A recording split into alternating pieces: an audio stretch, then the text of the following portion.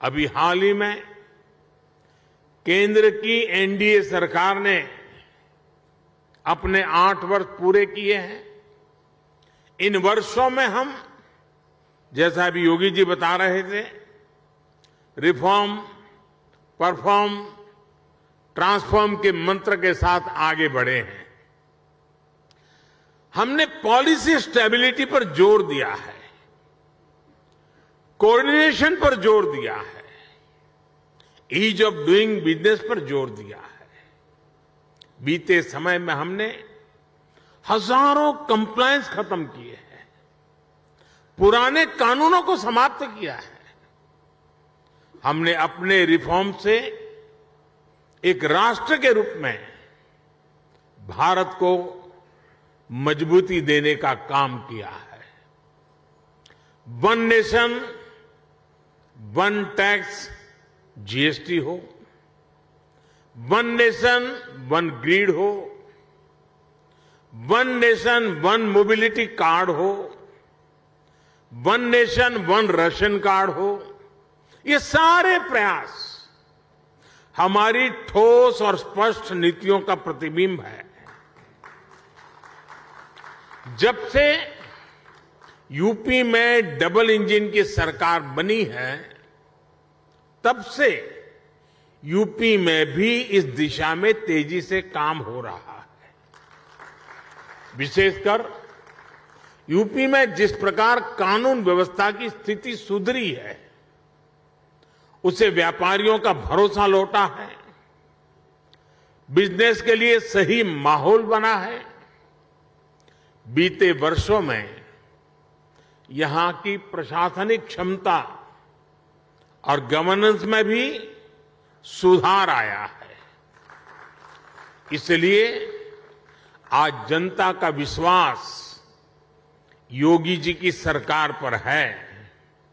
और जैसे उद्योग जगत के साथी अपने अनुभव के आधार पर अभी उत्तर प्रदेश की सराहना कर रहे थे, मैं सांसद के नाते अपने अनुभव बताता हूं। कभी हमने कोई उत्तर प्रदेश के एडमिनिस्ट्रेशन से निकट से नहीं देखा था। कभी मुख्यमंत्रियों की मीटिंगों में लोग आया करते थे तो वहां के एजेंडा कुछ अलग होते थे, लेकिन एक सांसद के रूप में जब मैं यहां काम करने लगा तो मेरा विश्वास अनेक गुना बढ़ गया कि उत्तर प्रदेश का ब्यूरोक्रेसी, उत्तर प्रदेश के एडमिनिस्ट्रेशन में वो ताकत है जो देश उनके पास चाहता है। जो बात उद्योग जगत के लोग कह रहे थे, एक सांसद के नाते मैंने स्वयं ने इस सामर्थ्य को अनुभव किया है। और इसलिए मैं यहां सरकार के सभी ब्यूरोक्रेट्स, सरकार के छोटे मोटे हर व्यक्ति को ये जो मिजाज उनका बना, इसके लिए बधाई देता हूं, उनका अभिनंदन करता हूं। साथियों, आज यूपी की जनता ने 37 साल बाद किसी सरकार को फिर से सत्ता में वापस लाकर अपनी सेवा की जिम्मेदारी सौंपी है। साथियों, उत्तर प्रदेश में भारत की 5वें-6ठे हिस्से की आबादी रहती है। यानी यूपी के एक व्यक्ति की बेहतरी भारत के हर 6ठे व्यक्ति की बेहतरी होगा। मेरा विश्वास है कि यूपी ही है जो 21वीं सदी में भारत की ग्रोथ स्टोरी को मोमेंटम देगा। और इसी 10 वर्ष को आप देख लीजिए, एक उत्तर प्रदेश हिंदुस्तान का बहुत बड़ा ड्राइविंग फोर्स बनने वाला है जी। ये 10 वर्ष आपको दिखाई देगा, जहां परिश्रम की पराकाष्ठा करने वाले लोग हों, जिस प्रदेश में देश की कुल आबादी का 16% से अधिक कंज्यूमर बेस हो, जहां 5 लाख से अधिक आबादी वाले 1 दर्जन से ज्यादा शहर हो, जहां हर जिले का अपना कोई न कोई खास प्रोडक्ट हो, जहां इतनी बड़ी संख्या में एमएसएमईज हो, लघु उद्योग हो, जहां अलग अलग मौसमों में अलग अलग कृषि उत्पादों, अनाज, फल, सब्जियों की बहार हो, जिस प्रदेश को गंगा, यमुना, सरयू समेत अनेक नदियों का आशीर्वाद प्राप्त हो, ऐसे यूपी को तेज विकास से भला कौन रोक सकता है। साथियों, अभी इस बजट में ही हमने गंगा के दोनों किनारों पर, भारत सरकार के बजट की बात कर रहा हूं, 5-5 किलोमीटर के दायरे में केमिकल फ्री नेचुरल फार्मिंग का कॉरिडोर बनाने की घोषणा की है।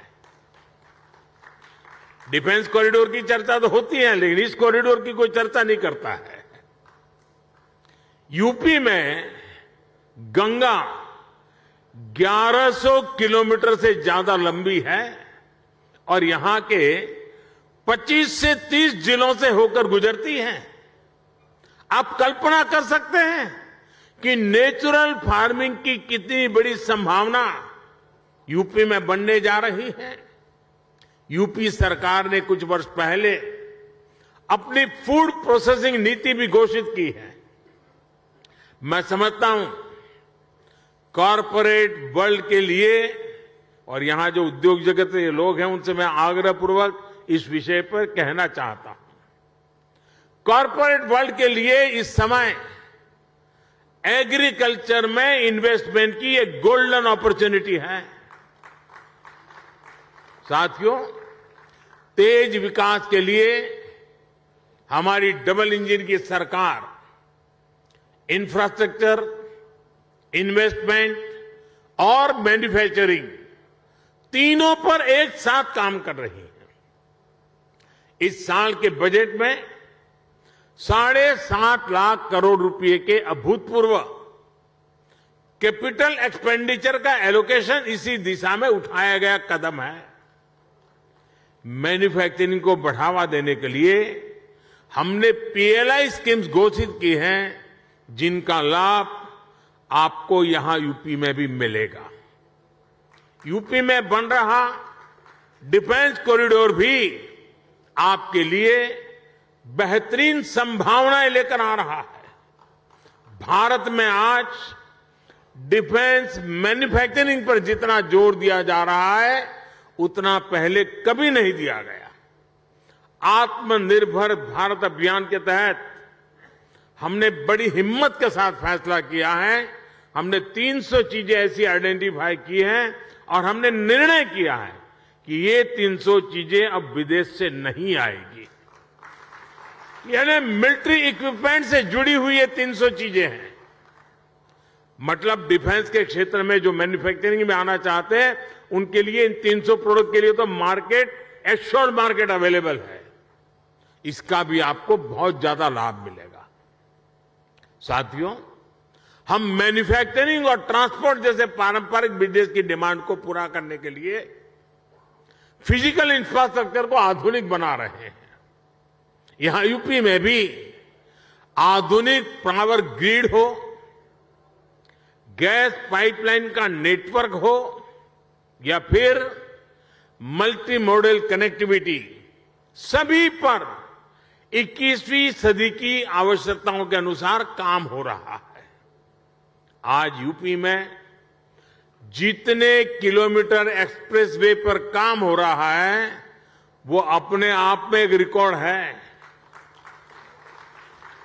आधुनिक एक्सप्रेसवे का सशक्त नेटवर्क उत्तर प्रदेश के सभी इकोनॉमिक जोन्स को आपस में कनेक्ट करने वाला है। जल्द ही यूपी की पहचान आधुनिक रेलवे इंफ्रास्ट्रक्चर के संगम के रूप में भी होने वाली है। ईस्टर्न और वेस्टर्न डेडिकेटेड फ्रेट कॉरिडोर, यही यूपी में आपस में एक दूसरे से जुड़ने वाले हैं।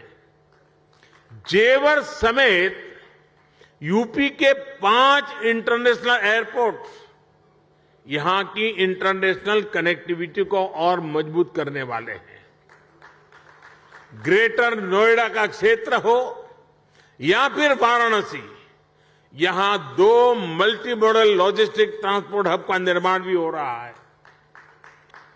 इंडस्ट्रियल स्ट्रेटेजी के हिसाब से, लॉजिस्टिक के हिसाब से यूपी देश के सबसे आधुनिक इंफ्रास्ट्रक्चर वाले राज्यों में शामिल हो रहा है।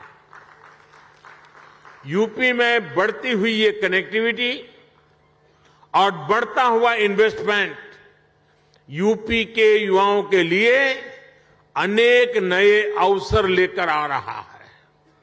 साथियों, आधुनिक इंफ्रास्ट्रक्चर के निर्माण में गति आए, इसके लिए हमारी सरकार ने पीएम गति शक्ति नेशनल मास्टर प्लान बनाया है।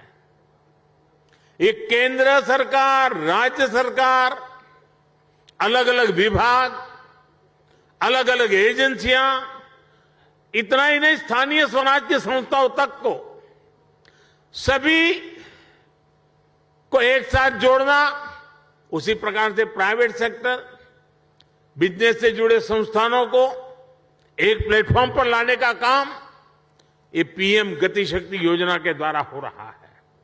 इस प्लेटफॉर्म के माध्यम से किसी भी प्रोजेक्ट से जुड़े हर स्टेक होल्डर को रियल टाइम जानकारी मिलेगी। अपने अपने हिस्से का काम उसे कब तक पूरा करना है, उसकी प्लानिंग वो समय पर कर पाएगा। बीते 8 साल में प्रोजेक्ट्स को समय पर पूरा करने का जो नया कल्चर देश में विकसित हुआ है, उनको ये नए आयाम देगा। साथियों, बीते वर्षों में भारत ने जिस तेजी से काम किया है, उसका एक उदाहरण हमारी डिजिटल क्रांति है। 2014 में हमारे देश में सिर्फ 6.5 करोड़ ब्रॉडबैंड सब्सक्राइबर थे। आज इनकी संख्या 78 करोड़ से ज्यादा हो चुकी है। 2014 में 1 जीबी डेटा करीब करीब 200 रुपये का पड़ता था। आज इसकी कीमत घटकर 11-12 रुपये हो गई है। भारत दुनिया के उन देशों में है जहां इतना सस्ता डेटा है। 2014 में देश में 11 लाख किलोमीटर का ऑप्टिकल फाइबर था। अब देश में बिछाए गए ऑप्टिकल फाइबर की लंबाई 28 लाख किलोमीटर के पार कर चुकी है। 2014 में देश में 100 से भी कम, यानी 100 भी नहीं, 100 से भी कम ग्राम पंचायतों में ऑप्टिकल फाइबर पहुंचा था। आज ऑप्टिकल फाइबर से जुड़ी ग्राम पंचायतों की संख्या भी 2.25 लाख को पार कर गई है। 2014 में देश में 90,000 के आसपास ही कॉमन सर्विस सेंटर्स थे। आज देश में कॉमन सर्विस सेंटर्स की संख्या भी 4 लाख से ज्यादा हो गई है। आज दुनिया के डिजिटल ट्रांजैक्शन का करीब करीब 40% भारत में हो रहा है। दुनिया का 40%। किसी भी हिंदुस्तानी को गर्व होगा। जिस भारत को लोग अनपढ़ बताते हैं, वो भारत ये कमाल कर रहा है। हमने बीते 8 वर्षों में डिजिटल क्रांति के लिए जिस फाउंडेशन को मजबूत किया, उसी का नतीजा है कि आज अलग अलग सेक्टर्स के लिए इतनी संभावनाएं बन रही है। इसका बहुत बड़ा लाभ हमारे युवाओं को मिला है। 2014 से पहले हमारे यहां कुछ 100 स्टार्टअप ही थे, लेकिन आज देश में रजिस्टर्ड स्टार्टअप की संख्या भी 70,000 के आसपास पहुंच रही है। अभी हाल ही में भारत ने 100 यूनिकॉर्न का रिकॉर्ड भी बनाया है। हमारी नई इकोनॉमी की डिमांड को पूरा करने के लिए डिजिटल इंफ्रास्ट्रक्चर की मजबूती का बहुत लाभ आप लोगों को मिलने वाला है। साथियों, मैं आपको आश्वस्त करता हूं कि यूपी के विकास के लिए, आत्मनिर्भर भारत के निर्माण के लिए जिस भी सेक्टर में जो भी रिफॉर्म आवश्यक होंगे, वो रिफॉर्म निरंतर किए जाते रहेंगे। हम नीति से भी विकास के साथ हैं, निर्णयों से भी विकास के साथ हैं, नियत से भी विकास के साथ हैं और स्वभाव से भी विकास के साथ हैं। हम सब आपके हर प्रयास में आपके साथ होंगे और हर कदम पर आपका साथ देंगे।